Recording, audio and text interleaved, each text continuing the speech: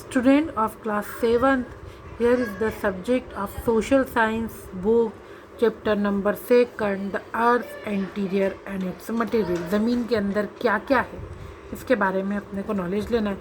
We have acquired detailed knowledge about the earth's surface today. However, no one has been able to take samples of the center of the earth so far. Using the current technology, we have been able to drill approximately into 13 kilometers, only where the center of the earth is about 6,400 kilometers below the surface. However, using indirect sources, scientists has been able to determine the structure of composition of the earth's interior. The most important source of information is the study of earth. देखिए बच्चों, ज़मीन के अंदर क्या क्या है हम पता नहीं कर सकते. अकॉर्डिंग टू बुक, हम अगर ज़मीन के अंदर ड्रिल भी करते हैं तो हम सिर्फ 13 किलोमीटर तक कर पाते हैं, जबकि ज़मीन का जो तला है जो वो है 6,400 किलोमीटर नीचे ज़मीन गहरी है. उसके सेंटर तक भी जाएंगे तो हमें 6,400 किलोमीटर तक खुदाई करना पड़ेगी. लेकिन हम क्या क्या है ज़मीन के अंदर उसका अंदाज़ा 13 किलोमीटर तक खुदाई करने पर ही पता लगा सकते हैं.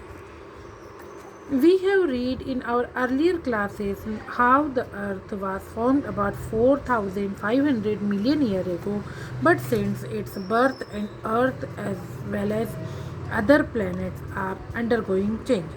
हम जो है अर्लियर क्लासों में भी पढ़ चुके हैं कि 4,500 साल पुरानी हमारी ज़मीन है, और जो अर्थ और जो प्लैनेट्स हैं वो जो है उसमें कुछ ना कुछ चेंजेस अंदरूनी तौर पर चल ही रहे हैं. Nothing is the universe is static. In this chapter we shall explore the nature of the earth surface and the structure of its interior. हम इस चैप्टर में ज़मीन का नेचर और इसका इंटीरियर के बारे में पढ़ाई करेंगे. Surface of the earth. Around 29% of the earth's surface is covered with land. Around 71% is covered by water. The Pacific Ocean is larger than all the 7 continents put together in area. What are the factors that affect the distribution of land and water?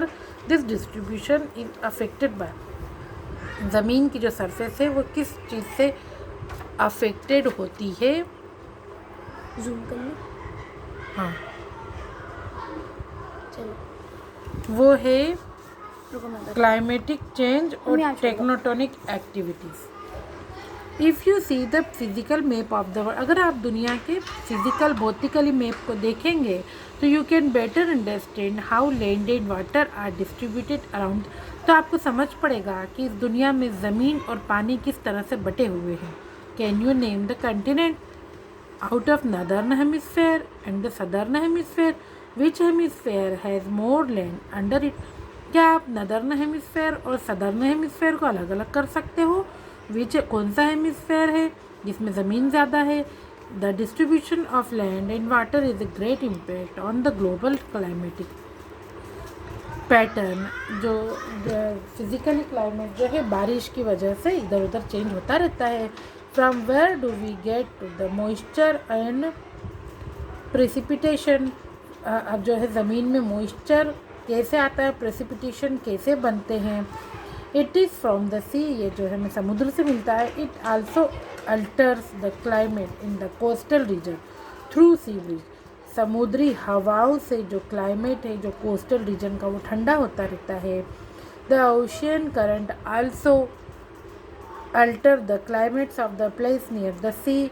Ocean की जो समुद्र से निकलने वाली जो धाराएं रहती है वह भी क्लाइमेट को समुद्र के आसपास के एरिया को ठंडा करती रहती है. The distribution of land and sea also influence the pollution patterns of the globe. जो डिस्ट्रीब्यूशन ऑफ लैंड ज़मीन और उसका जो है वो जो है पॉल्यूशन की वजह से ग्लोबल रूप से चेंज होती रहती है. ओके बच्चों, आज के लिए इतना काफ़ी. Thank you. Have a nice